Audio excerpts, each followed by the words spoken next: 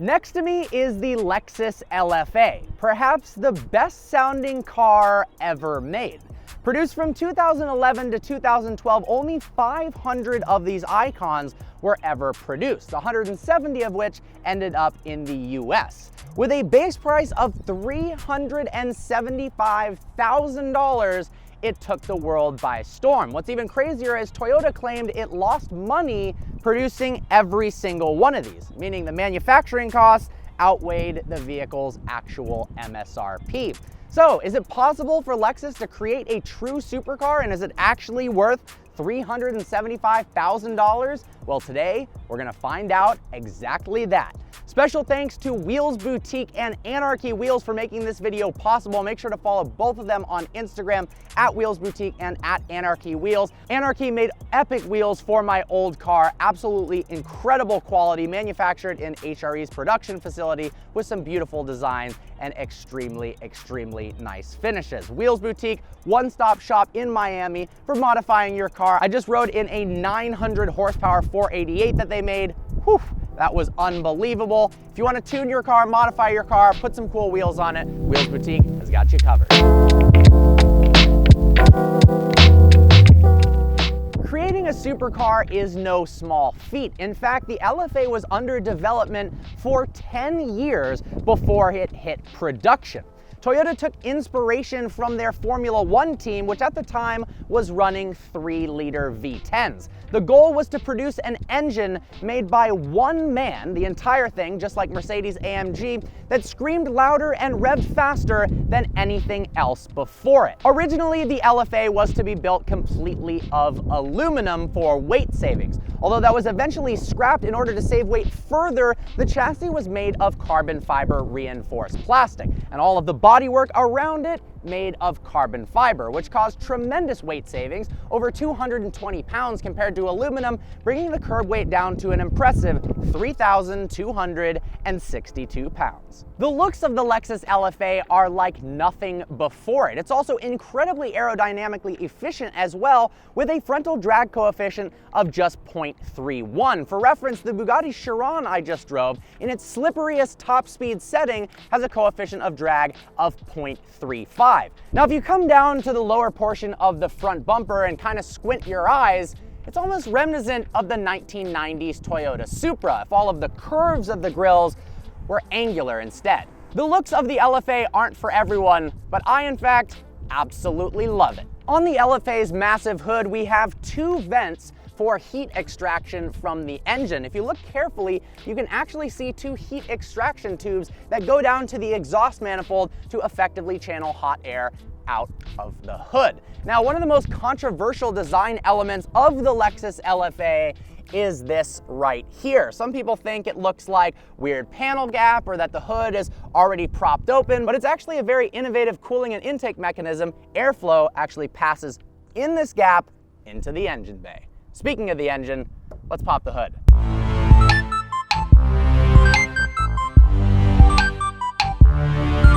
Lexus worked in partnership with Yamaha to create this masterpiece, a 4.8-liter naturally aspirated V10. Yamaha, the musical instruments company, is a master at creating beautiful sounding instruments. Well, they took their knowledge of harmonics and in partnership with Lexus, desired creating the best sounding engine of all time. They viewed the engine as a sound generator and the vehicle itself as a medium for transferring sound between the engine and the driver. Using an even firing order and their knowledge of harmonics, they've created one of the best sounding engines of all time that truly sounds like nothing else ever produced, like an F1 car for the road. The naturally aspirated V10 produces 553 horsepower and 354 pound-feet of torque. That's good to push the Lexus LFA to 60 miles an hour in 3.6 seconds. But what's more than that is the engine revs to an astonishing 9,000 RPMs and sounds better than anything you've ever heard. Just listen to this.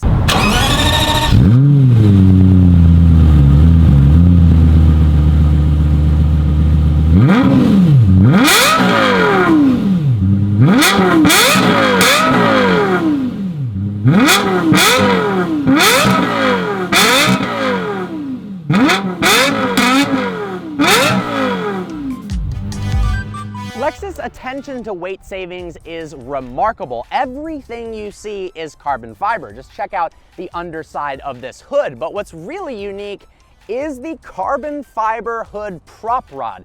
Get this, it doesn't connect in a normal fashion. It actually completely disconnects from the vehicle itself. We'll go ahead and lower the hood down. But check this out. Have you ever seen a prop rod completely made of carbon fiber? This is the lightest thing I have ever seen. It actually took a decent amount of time to figure out where the heck it goes in the vehicle. And once you're done with it, it stores on 2 clips right here. Everything was made bespoke for the LFA. There's no recycled parts from a Toyota or Lexus parts bin whatsoever. In fact, the original OEM tires on the Lexus LFA were Bridgestones that had no model name and no DOT certification. How wild is that? We've got carbon ceramic brakes, 6 pistons in the front, 4 pistons in the rear that are capable of stopping the LFA from 60 miles an hour to 0 in just 94 feet. Now, if you look at the LFA from the side, you'll notice there are 2 massive intakes, one below the door and one up here. It almost tricks you into believing that the LFA is a mid-engine car, but it of course is not. As we've seen, the engine is in the front. So what do these do? Well, they provide additional cooling for the brakes as well as a rear-mounted radiator. Now let's take a look at the backside of the LFA. The rear of the Lexus LFA is incredibly cool. Down low, we've got an F1 inspired rear diffuser that helps create 552 pounds of downforce in total with the wing and all the rest of the aerodynamics at its top speed of 202 miles an hour. But perhaps the coolest feature of the Lexus's rear is the triangularly oriented exhaust right here that produces the most beautiful V10 sound, only rivaled by the Porsche Carrera GT. 3 circular pipes in a triangular fashion. That is pretty dang cool. Now above that, we have an adjustable rear wing. It hides all the way down, but then it speeds at above 50 miles an hour. It extends upwards with this gurney flap on the top to improve downforce and stability. You can manually control the wing with a button located behind the seat, which is actually really hard to activate, but it automatically pops up when you need it. On the inside of the Lexus LFA, it's distinctly Lexus, but with a hint of supercar flair. We've got carbon fiber absolutely everywhere, leather with contrasted stitching, beautiful choice of materials, and these lovely metallic paddles that feel awesome to actuate. What's really cool actually is this innovative seatbelt. At first you think, oh, this is just a really thick seatbelt, but in fact, it has an airbag in it for extra levels of safety. We've got a gorgeous Alcantara roof liner and an infotainment screen in the center here. Some of the controls are unbelievable in the Lexus, and we'll have gone over those further in the What It's Like to Drive point of view video. You've got your typical Lexus joystick, which actually is kind of frustrating to use. In later models, they ended up getting rid of that. It looks a little bit dated and cheap, but this car is all about the driving experience, creating the most emotion and intensity possible, so I can forgive a little bit of chintzy buttons. On the interior, we've got some pretty cool, unique controls for the seats. You're used to pushing forward and backwards on a little toggle to the side, or maybe to save weight, you have a manual control. But in the Lexus LFA, we have something entirely different. It actually has these 2 kind of flaps that you pull up and push forward, almost look like ski ramps. This one, if I push it forward, scoots the seat forward. If I push it back, scoots the seat backwards. If I lift it upwards, the seat goes up, and if I push it down, the seat goes down. Pretty cool. It also has a button to fold the seat entirely forward, so you can put stuff behind the seat. Now let's get on to the best part, and that has to be the digital tachometer. Now Lexus says this wasn't just for show. It wasn't just to look cool. It was actually out of necessity, because the Lexus LFA can rev from idle to its 9,000 RPM red line in just 0.6 seconds. So if they used a traditional analog tachometer, the tach couldn't keep up with the revs of the engine. So instead we have a digital one,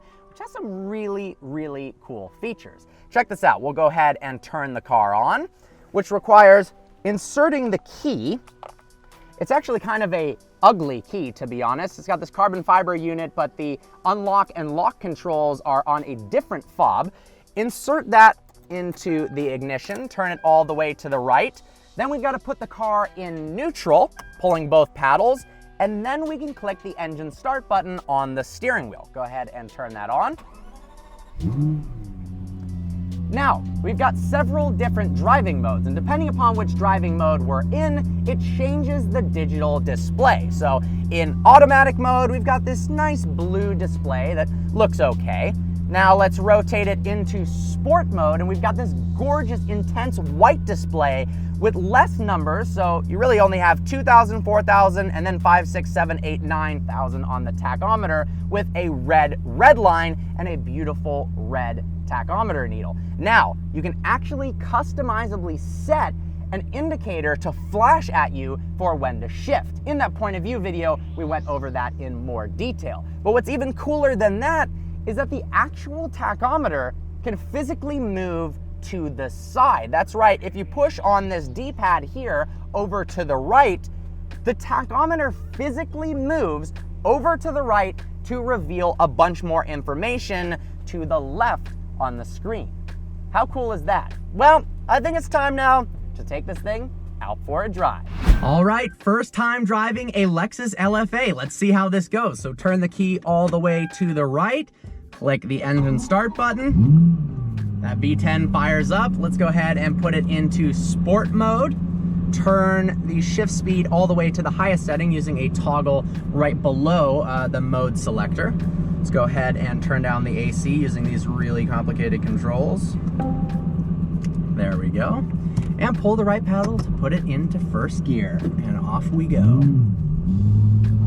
So interestingly enough, despite the fact that this is supposed to be the most engaging, quick car around the track, the Nürburgring edition version of this actually set the Nürburgring record at 7 minutes and 14 seconds.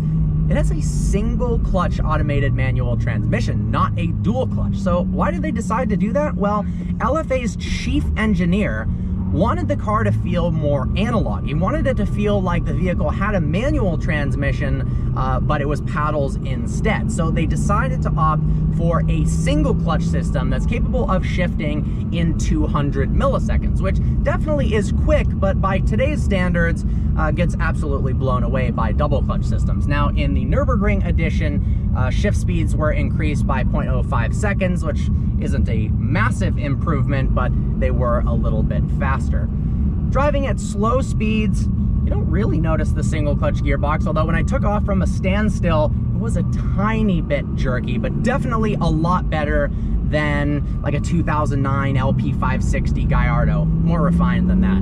Steering feel is great. It's actually a little bit looser than I was expecting, especially because this is such a track-focused car. It's electronically power assisted, so it doesn't take any energy away from the engine itself. They didn't want to make it hydraulic. The shift happened really, really quick, actually. I wasn't even on the gas whatsoever. Downshift was pretty instant.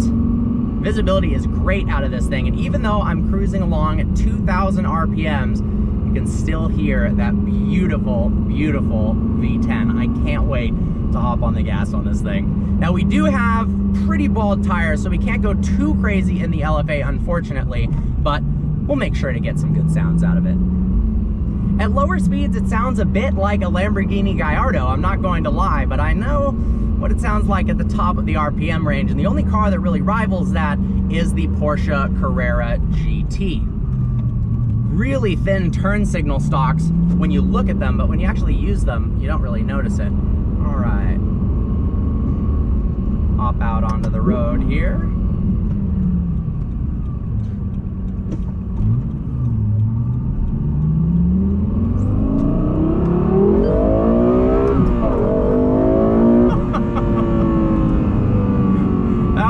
About half throttle just to get used to those tires, but oh my gosh, did those RPMs climb fast. That noise. Oh my god, does that sound good. For a stock car, that's actually tremendous. The Carrera GT with an aftermarket exhaust has one of the best exhaust notes in the business, absolutely, but stock, it's actually a tiny bit underwhelming. This, however, is absolutely ridiculous.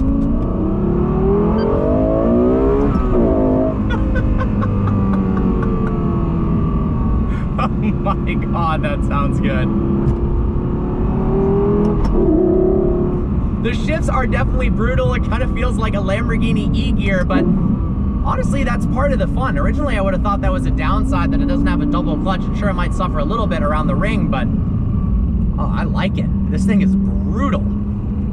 Now, interestingly enough, American LFAs didn't actually get the availability of launch control. I'm not exactly sure why that is, but 0 to 60, apparently with launch control in the most effective takeoff possible, is 3.6 seconds, which is plenty fast. By today's standards, is 553 horsepower a ton? No, I mean, you can buy a Corvette Z06 with 650 horsepower for 4 times less money, but I don't know, the drama of this engine is pretty darn hard to beat.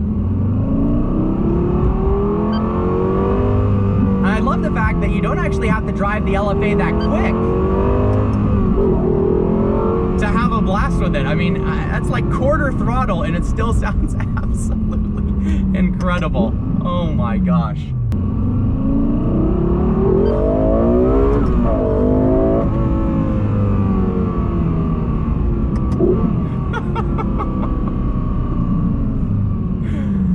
Oh, I love this car. Oh my God.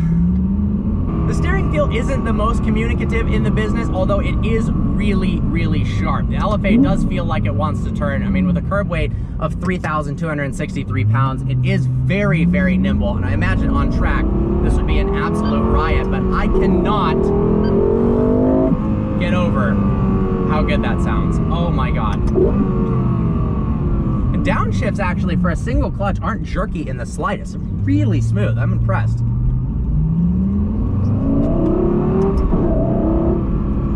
But if you give it a shift like at 3,000 RPMs instead of redline, it definitely jerks you.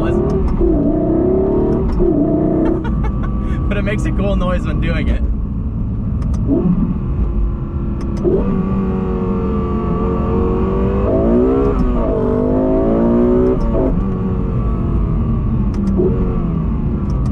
Oh my God. Well, if you guys haven't seen my point of view video yet, make sure to go check that out. I go a little bit more in depth on what it's actually like to drive the LFA. You can see it from a first person point of view, so you can kind of put yourself in the driver's seat to experience this. Oh my gosh, I'm at a loss for words. So that's sport mode. Let's go ahead and put it into normal mode, shall we? Let's do automatic. Turn the shift speed down and see what that feels like.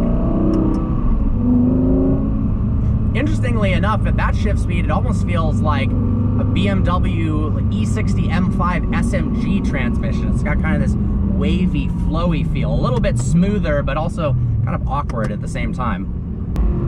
All right, one last quick pull in the LFA.